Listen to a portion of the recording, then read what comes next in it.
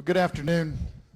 In the sports arena, when you think of legends, you think of Babe Ruth or Michael Jordan, Arnold Palmer. The list can go on. And truly, we have a legend right here among us. The impact that Jeff has made on our sport is monumental. I think that is without question. And being a 5-time winner here at Bristol, 4-time champion, what he's done for the sport, for Bristol Motor Speedway, and for the race fans, we asked ourselves, what do you do for somebody like that?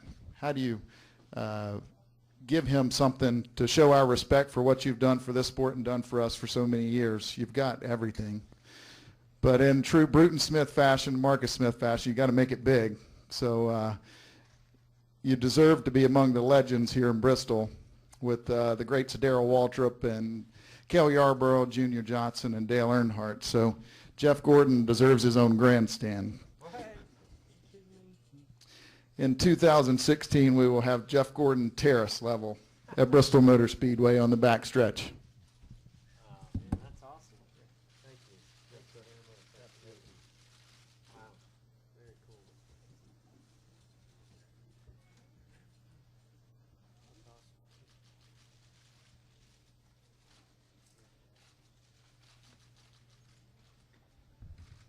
Thank you. Gosh, that means the world to me. This place is awesome, and I love coming here. I've enjoyed competing here, but this is one of those tracks that it brings the fan out in all of us, and for you to honor me this way means so much to me, and I get to enjoy this honor for years to come, and so I'm very proud of that. I'm proud of what I've accomplished here, and can't thank you enough. Well, you're certainly welcome. Thank you. Thank you. And, of course, everybody here, I think, knows Jerry Caldwell, the Executive Vice President, General Manager here at Bristol Motor Speedway, and obviously Jeff Gordon. Jeff, you've been given lots of tokens, and I'm not going to ask you to rank this one, but I can keep getting better, I can tell you that, Doug. That's pretty big. That's pretty big. When I keep saying I don't think he can top that, everybody, the tracks are competitive just like we are on the track. That's pretty cool. Pretty cool. And I know also, Jerry, the new program cover for here, I think you've got one of them up here, so I'll give you a reason to show that off. Absolutely. I thought some of Sam's finest work to go back to that throwback paint scheme. What a cool paint scheme to be able to put on the high banks here at Bristol. It's got such great memories with you. So, yeah, we were proud to have that. Yeah, and I'm so proud of Sam for creating that paint scheme to begin with, and all the way back to DuPont and now Axalta. I give them tremendous amount of credit for bringing this back, and the fans. I mean, the fans have spoken. I thought driving the rainbow paint scheme was in my rearview mirror, but the fans overwhelmingly fought for it and wanted to see it one more time, and thanks to Axalta for making that happen. Now, what I love is if you get close up to it, it shows some of their modern technology and coatings. It's a little fancier than it used to be, so it's very cool. I was very proud this morning to not only see all the cool gear from what all the fans were sporting out there, but to hop in that car, to see it sitting there. You forget how this car made an impact back in the day, and now as I got in the car, I don't get to see it on the track. I'm driving it. You can't miss this car on the track. It just stands out. And luckily, when we ran this car in the early mid '90s, it stood out.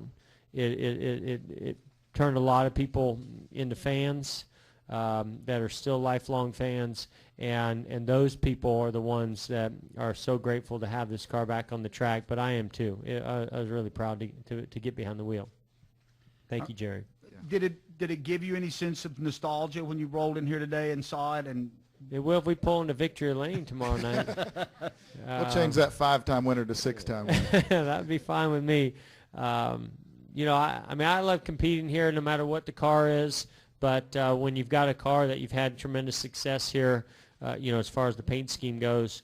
And we've run really well here recently. I mean, I always feel solid when I come here to Bristol, no matter what is happening with the rules and track changes and competition. I always feel good when we come here, and we proved that when we were here earlier this year. So to follow that up with a paint scheme that you just feel good about, any little thing that you can add to your team to give you that little extra boost. The team's really excited about this as well. All right, let's go ahead and open this up for questions from the floor. Raise your hand, and you guys all know the drill. Please state your name and your affiliation, and we'll try to get as many people as we can. I saw Ben White's hand go up first, so Ben, you're first up in the batting order. Thanks, Jeff. I realize we're talking Bristol here, but I need to talk to you about Kansas for just a minute also while I have you, and I apologize for the timing. But you got 3 wins at Kansas. Just a thought or two about going there for the last time also, and what success that you've had there at Kansas Speedway. That's an odd question, Ben. I haven't even thought about Kansas. My mind's on Bristol right now. Well, obviously, I hope we get ourselves in the chase, and so we can go and compete at Kansas for a championship. So that's what's on my mind for Kansas. I always have loved that track. I love the configuration of the track. Even though it's a 1.5 miles, it has just a little bit different transitions from straightaway to corner.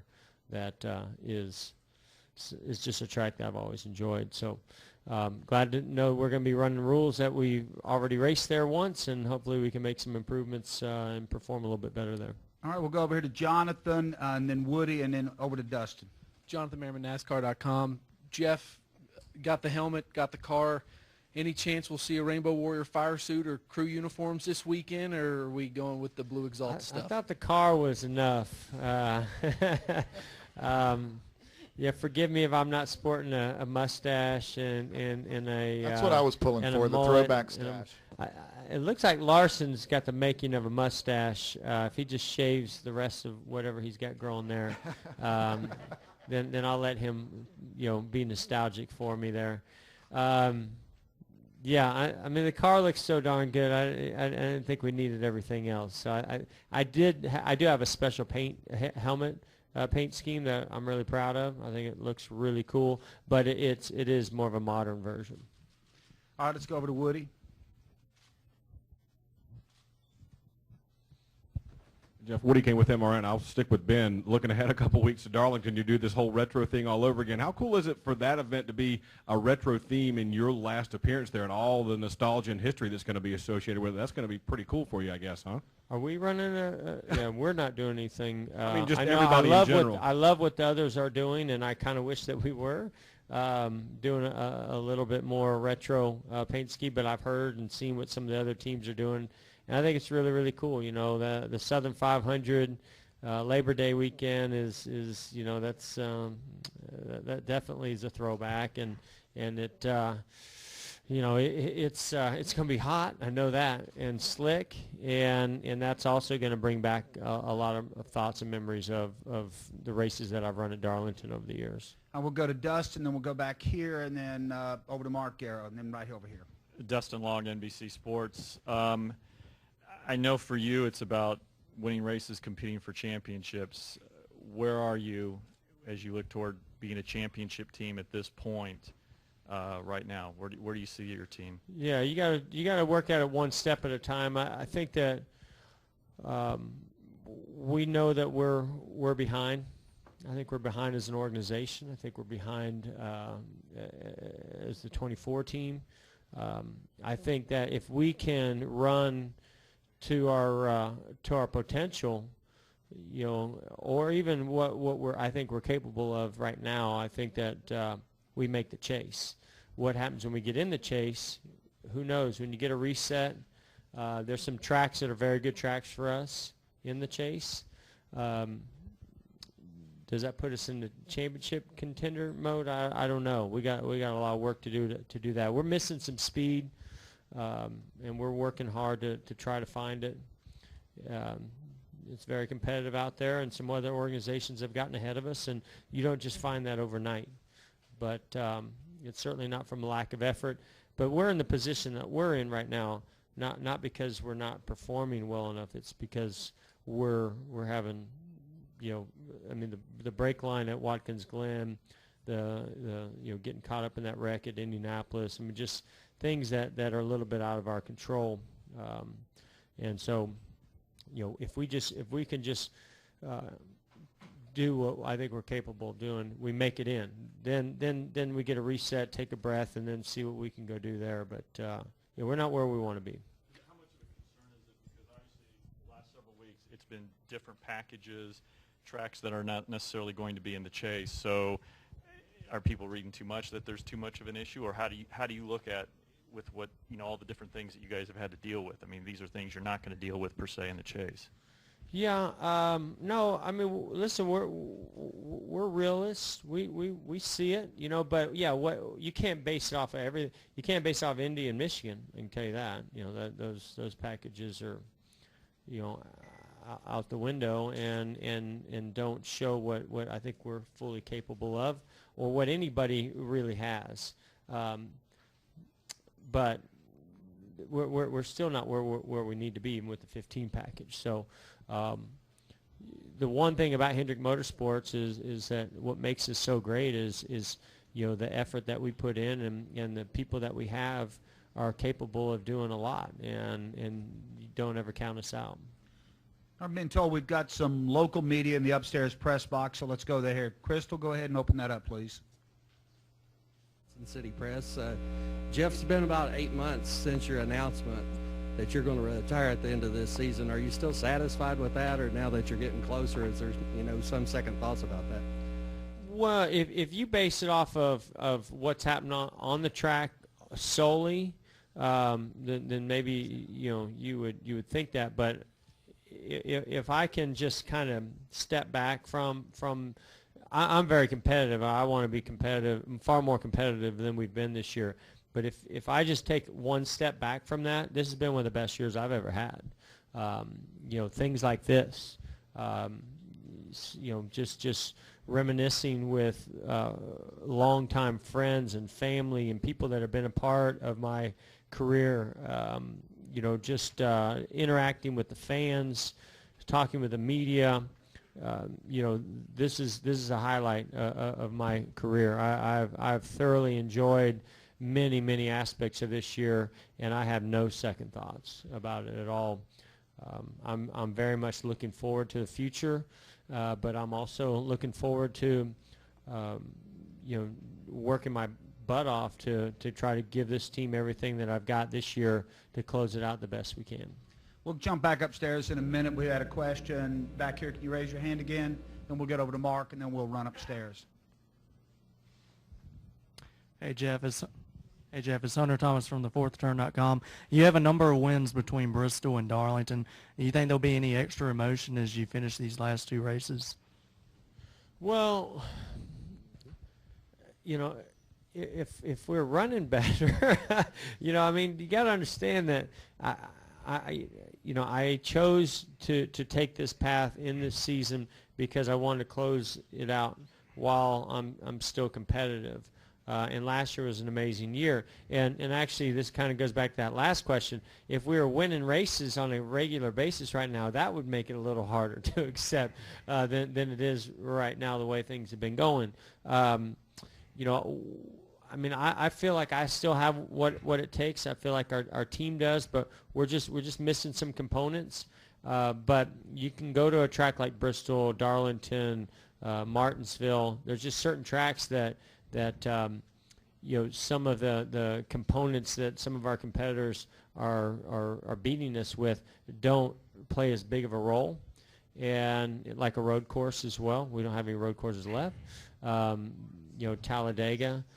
Those are tracks that we can still win on, and if we find a few things within our organization car that we're missing, then we might be able to win at other tracks too. But I'm so focused on that right now that I'm not thinking about anything else, and that's why it's going to hit me like a ton of bricks at Homestead. But I don't think it's going to hit me really much up until then, unless we win. Mark Garrow, PRN. Jeff, can you talk a little bit about your first reaction when you first walked in to Bristol and what, you've won here 5 times. Just is there a number one highlight as well that you'll remember about this racetrack? Yeah, this track probably impacts me more today when I walk in here than it did the first time. I mean, the first time I was like, wow, this is cool. But you got to understand, I raced at places like Winchester and Salem. So the banking of the track was not what caught me off guard. It was the grandstands. It was how it's built on this in these mountains and just the fans and the fact of what stock cars can do on a track like this. That definitely got my attention. Of course, back then, and I go back to the back then, we used to have U-Haul trucks to bring stuff over, and so, and I was one of the guys kind of helping them do that. And boy, how things have changed now with tunnels and bus lots and the grandstands are bigger and greater than they've ever been as well. So, and then they're gonna have a football game here. I see. That's gonna be pretty awesome too. So this place is impressive. There's no doubt about it. And it was the first time, but I think now I just have a greater appreciation for what goes on here and what's been created here and what it means to our sport to have this track and to our fans. And so every time I come here, the night before the weekend starts, I come out here and I walk the track. And I was out here when they were parking the trucks last night, and I saw the fans out here, and that was so cool just to see them that excited about trucks coming in and parking. And it's a special track. Jerry, does he get a friend and family discount? He's got his own grandstand. That's what I'm saying. He gets whatever he wants. All right. Darren? Jeff, you were one of the first drivers to use those commemorative paint schemes. Could you talk about how those resonated with fans back early in those days, and also how the rainbow paint scheme kind of helped your popularity back when you first hit the scene? Explain what you mean about commemorative paint schemes. Like for special promotions. I know you did like Jurassic Park cars, stuff like that. I mean, just how did that resonate with fans, and then just the rainbow in general? Well, that had everythh to do with the whole diecast market. The diecast market exploded back in the mid-'90s, and Earnhardt Sr. had a lot to do with that, and Fred Wagenhals and Action Performance, and so they were coming to a lot of drivers and teams wanting to do these one-off special paint schemes and promotions, and it was really cool and sold a lot of die-cast, and the fans really reacted to it, and I think we actually flooded the market and ruined the market in so many ways because of that. So I don't know if it was just the demand was there and it's not as much there today, but it was fun being a part of some of those promotions, and looking back on it, I think we all enjoyed it. But I definitely like the throwback paint schemes, and when you've been in the sport as long as I have been, you've had a lot of different paint schemes, and it's fun to go back to those and bring back some great memories. All right, gentlemen over here on the floor, then we'll go here, and I think that's going to be about all the time that we've got.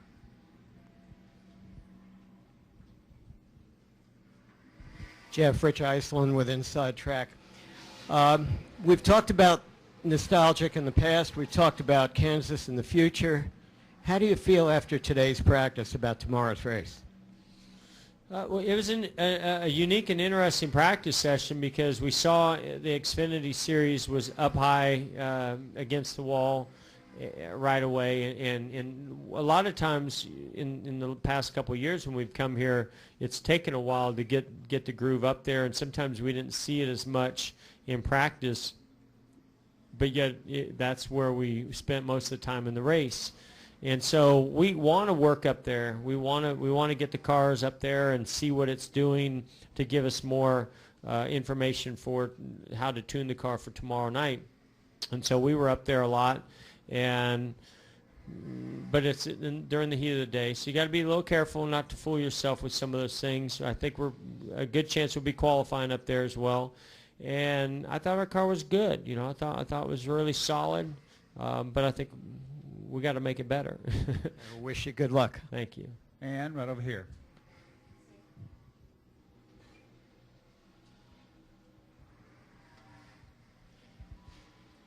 Jay Pennell with Fox Sports. You talk about needing to get better, and you guys know that you have tracks coming up that you can win at, but are you feeling the added pressure of needing to get a win, not only to get in the chase or solidify your spot in the chase, but because this is your last year and you only have 13 races left? Yeah, I mean, I want to win. There's no doubt about it. I always want to win, and our team, Hendrick Motorsports, when you drive for Hendrick Motorsports every season, there's always pressure to win because you know that you're with one of the best organizations. And I feel like we've had a few opportunities that have slipped away from us, like Martinsville. But we got another Martinsville coming up, which I'm excited about. We got Bristol. This is a track that we ran very well at earlier in the year. So there's some tracks that we can win at. If you look at the stats and you look at our performance.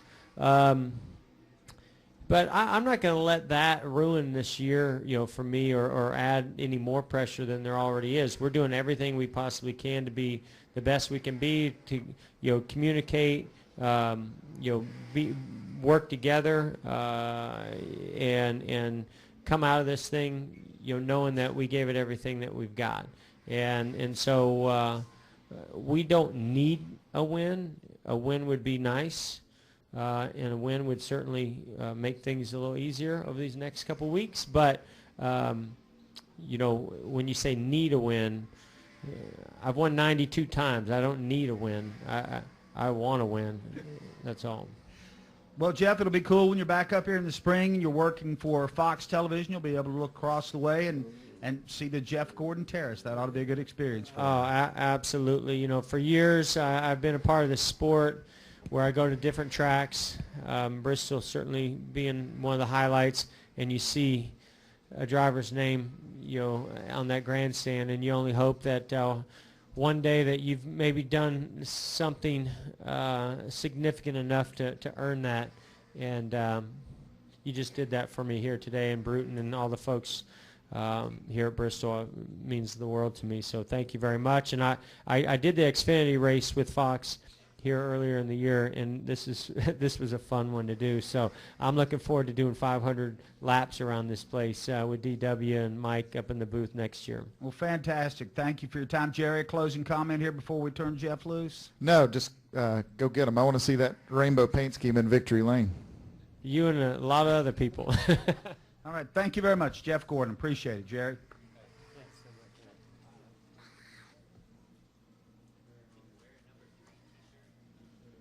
Do we need to take a little more time here for a quick photo op with or do we get, Jerry, Jeff, if we can get one more quick picture with the sign here, that'd be great.